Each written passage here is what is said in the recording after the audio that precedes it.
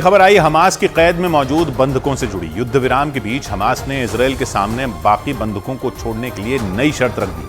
Hamas की मांग है कि जब तक इजरायल अपनी जेलों में बंद फिलिस्तीन के सभी कैदियों की रिहाई नहीं करेगा तब तक बाकी के बंधक नहीं छोड़े जाएंगे। और ये शर्त हमास ने इजरायल के गाजा में फिर जंग शुरू करने के ऐलान के बाद रखी। असल में इजरायल के प्रधानमंत्री बेंजामिन नेतन्याहू ने युद्ध विराम के बाद गाजा में फिर जंग शुरू करने का ऐलान कर दिया। लेकिन बेंजामिन नेतन्याहू के इस ऐलान के बाद हमास ने भी अपनी चाल चल दी। समझौते के तहत हमास इजरायल के बंधकों को छोड़ रहा है तो इजरायल अपनी जेलों में बंद फिलिस्तीन के नागरिकों को रिहा कर रहा है। एक बंधक के बदले में इजरायल 3 कैदियों को छोड़ रहा है। लेकिन इसके बाद भी हमास और इजरायल एक दूसरे के सामने झुकने को तैयार नहीं है। इसलिए माना जा रहा है कि गाजा में युद्ध विराम से पहले जैसे हालात पैदा हो सकते हैं, क्योंकि हमास ने सभी बंधकों की रिहाई के लिए इजरायल के सामने नई शर्त रख दी, जिससे भड़का इजरायल वहां फिर हमास के खिलाफ हवाई और ग्राउंड ऑपरेशन शुरू कर सकता है। और अगर ऐसा हुआ तो हमास के कमांडर भी इजरायल की सेना को जवाब देने में पीछे नहीं हटेंगे। इसलिए ये आशंका जताई जा रही है कि हमास और इजरायल के बीच पहले के मुकाबले जंग और भयानक हो सकती है, क्योंकि हमास और इजरायल में युद्ध विराम के समझौते का वक्त खत्म होने से पहले हमास के टॉप कमांडर बासिम नईम ने एक बयान जारी किया।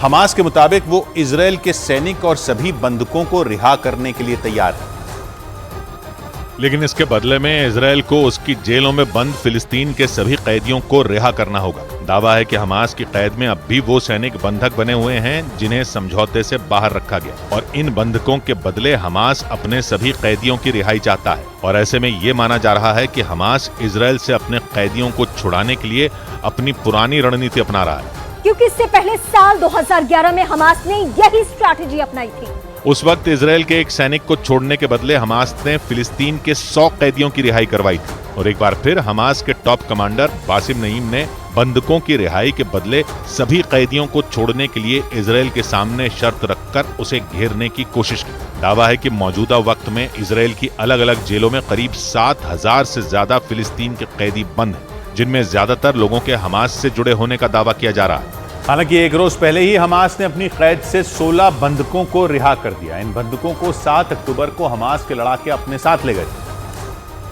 और युद्ध विराम के समझौते के तहत हमास ने उन बंधकों को रिहा कर दिया। बताया गया कि रिहा हुए बंधकों में महिलाएं और बच्चे शामिल हैं। इजरायल के अलावा इस समझौते के तहत रूस और थाईलैंड के भी कई नागरिकों को छोड़ा गया। खबर है कि पिछले 5 से 6 दिनों में हमास अब तक करीब 100 बंधकों को रिहा कर चुका है, लेकिन अब भी हमास की कैद में बड़ी संख्या में लोग बंधक बने हुए हैं, जिन्हें छुड़ाना इजरायल की सेना के लिए चुनौती साबित हो सकता है, क्योंकि बाकी बंधकों की रिहाई के लिए हमास इजरायल के सामने नई शर्त रख चुका है। बताया जा रहा है कि इजरायल के साथ अमेरिका, जर्मनी, ब्रिटेन, फ्रांस और पुर्तगाल समेत कई दूसरे देशों के नागरिक हमास के कब्जे में हैं, जिनको रिहा करने के लिए हमास इजरायल को घुटनों पर लाना चाहता है। इसलिए यह माना जा रहा है कि हमास और इजरायल के बीच युद्ध विराम खत्म होते ही एक बार फिर गाजा में भीषण जंग छिड़ सकती है, क्योंकि हमास ने इजरायल के सामने बंधकों को छोड़ने के लिए नई शर्त रख दी है। लेकिन इजरायल की सेना भी हमास की धमकियों से डरने वाली नहीं है। असल में हमास और इजरायल के बीच हुए समझौते के तहत पहले 4 दिनों के युद्ध विराम का ऐलान किया गया था,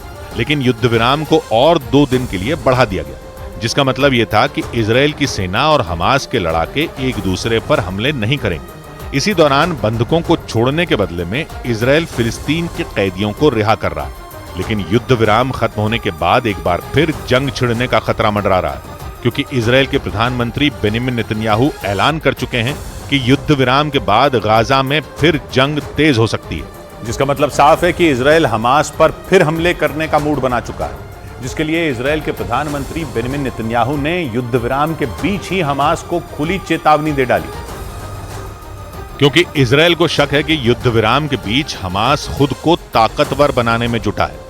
इसलिए इजरायल ने हमास को कड़ी चेतावनी दे दी, क्योंकि इजरायल कोई भी मौका छोड़ना नहीं चाहता।